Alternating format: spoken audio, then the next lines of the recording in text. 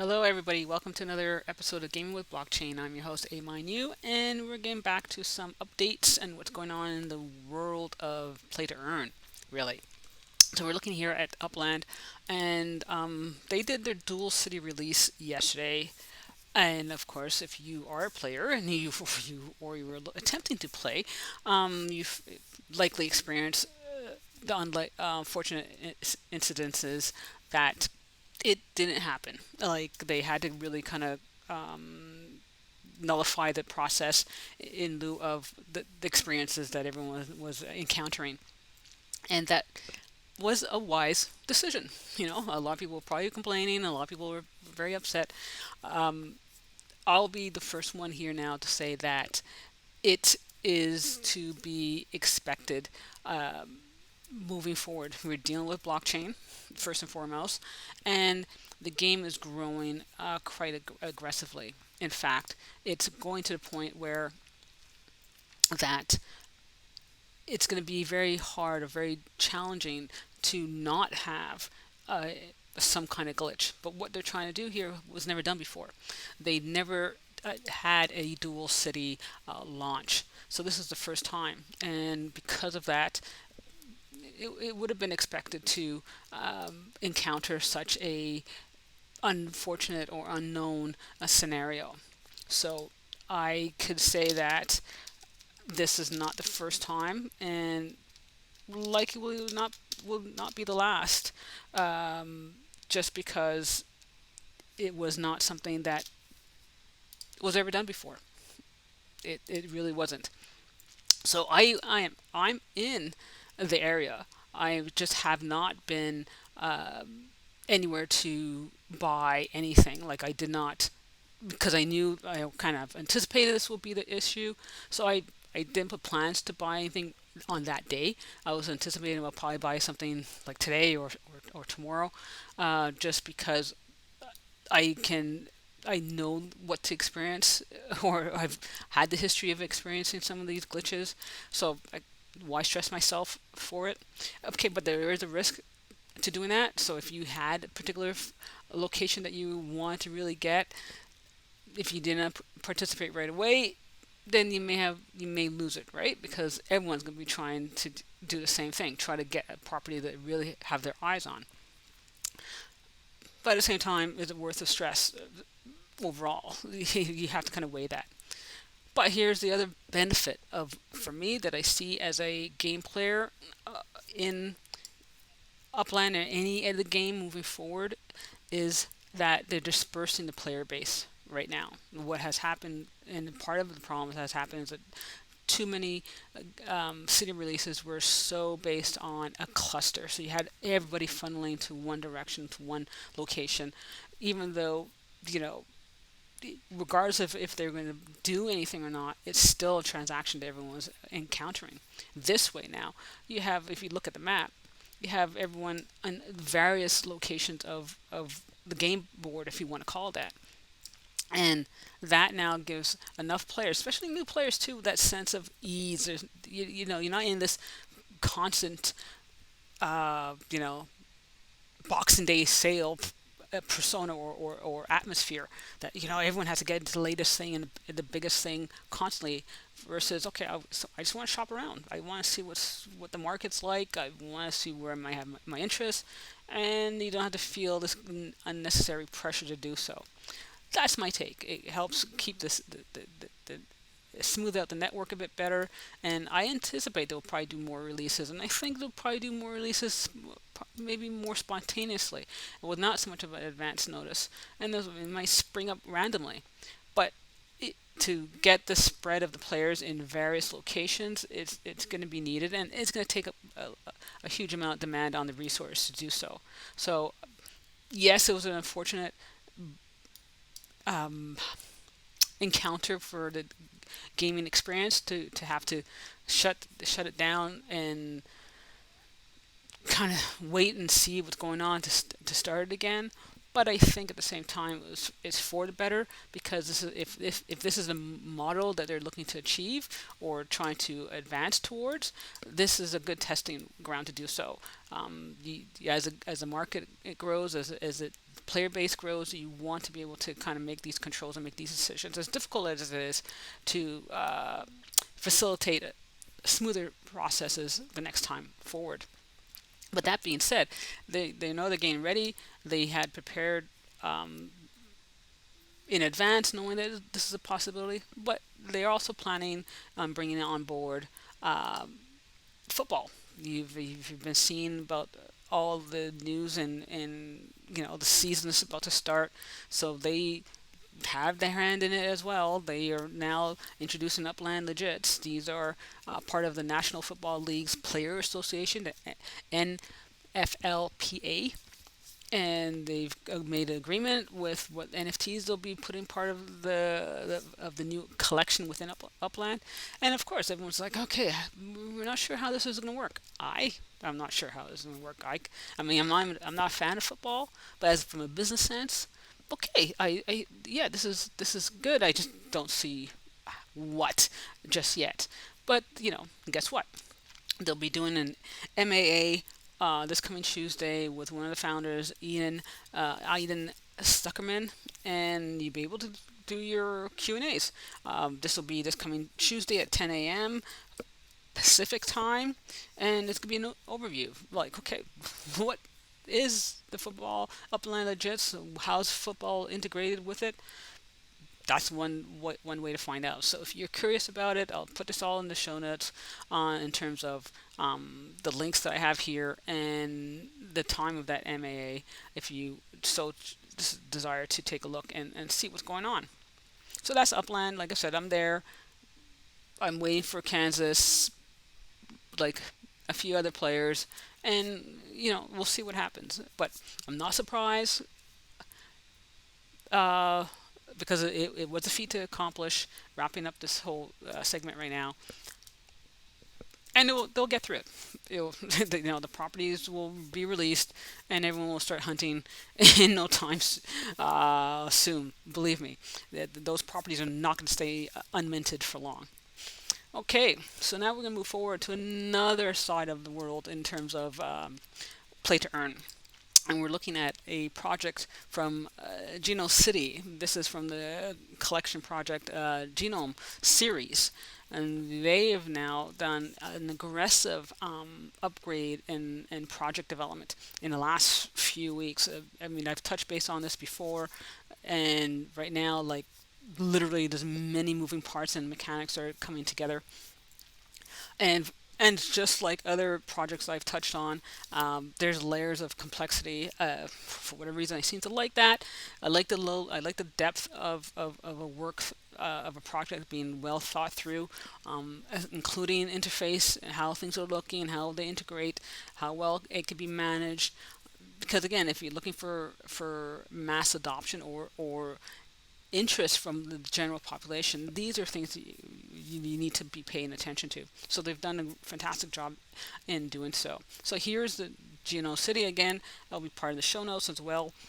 And you scroll down, it'll give you all the tidbits on what the project is like. You have the knowledge base if you need to know what to do and how to do and what's important. They're when they're building up their city, when that comes in, what's required to do so, the gameplay and how what's all about to play, and we'll touch on a few of those points in a moment.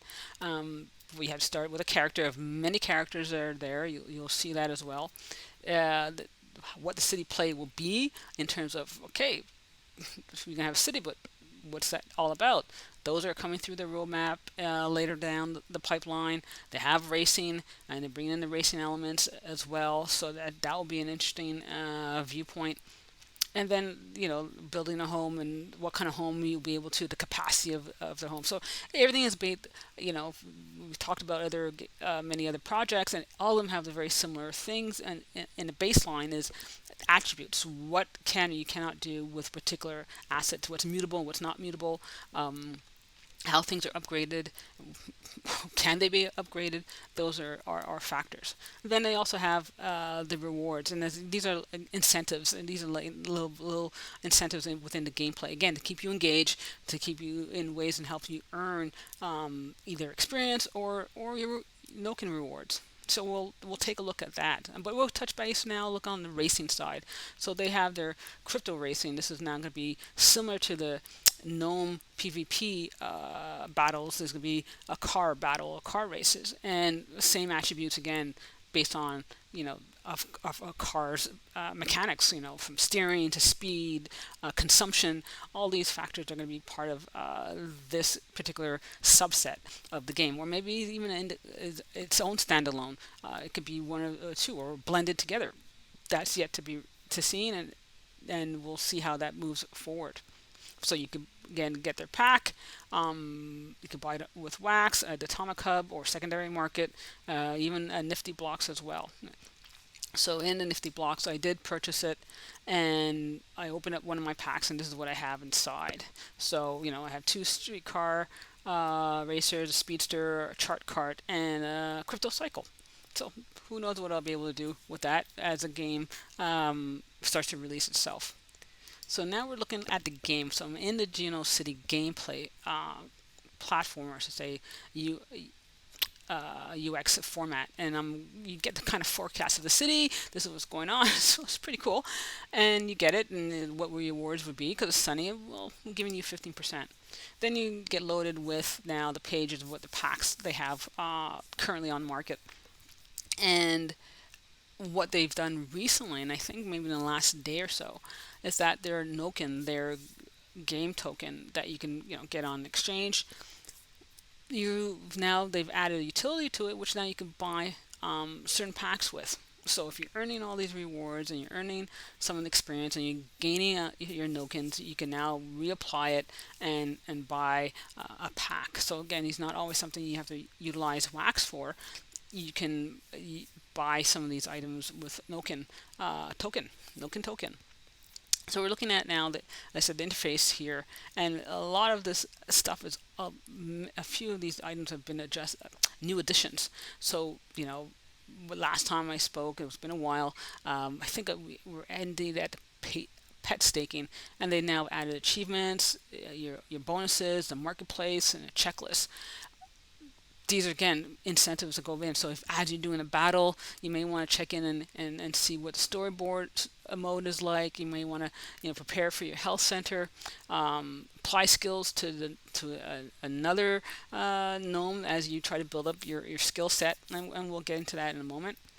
But so here, I mentioned all this before. The city, what's going to be happening as the news comes in. They're going to be filling in all these squares as they go along. That's coming soon. The story mode section, you want to, as I had stated before, you really want to make sure you look at the attributes. If the story has been used, you can't use it again. So just something to watch for. This was the latest one. It was a zombie gnome or zombie complex series. I can't remember which one. I don't have any, so I couldn't enter into that mode, unfortunately. So this is again where you can earn NFT and experience. This is one of the areas on top of the gameplay itself. There's the health center. This is now when you're battling, your NFTs lose health over time, and this is where they can replenish with 25 points of health and so forth. Now I can't show you the health stats because the PvP mode is down for maintenance at this point. But if you've been playing the game, you will be very familiar with all these stats cards. And again, if you're familiar with other games, this is not entirely different. It's just a different style. And you're looking at a style that kind of makes sense. Okay, my warriors are weak. Okay, I gotta heal them. I gotta give them a boost. I have to all these little factors that you want to play into it. And what's nice is that when you need to apply any skill or food, I can select more than one. I don't need to do one and then apply and then come back. I can do multiple selections and apply it to the gnome of choice. And then then we'll go to apply skills. So we're going to look into apply skills, but we'll come back to that. We're going to look at the pet staking. So this is the other pet staking. Again, is provides experience. So the experience, the more experience you can provide to your gnomes, then eventually your gnomes can level up to the next tier. So this is all those low boosts and points, if you want to call that. So I look at all the pets I have. They're all staking now, and as we said, they stake for 48 hours cap, and then you have to claim it, and then they start to restake again. So basically, every 2 days, you're coming in, and you're coming to get your maximum that you have here, and apply to the gnomes before. The achievements now is one of the nice little features. If you want to claim it again, this is only works once.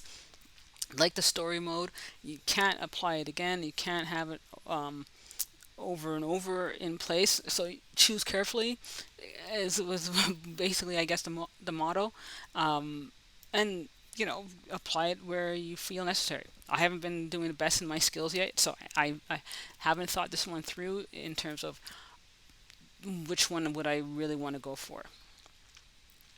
Then you have your bonus of the staking that you have from the staking the portraits or the complex series.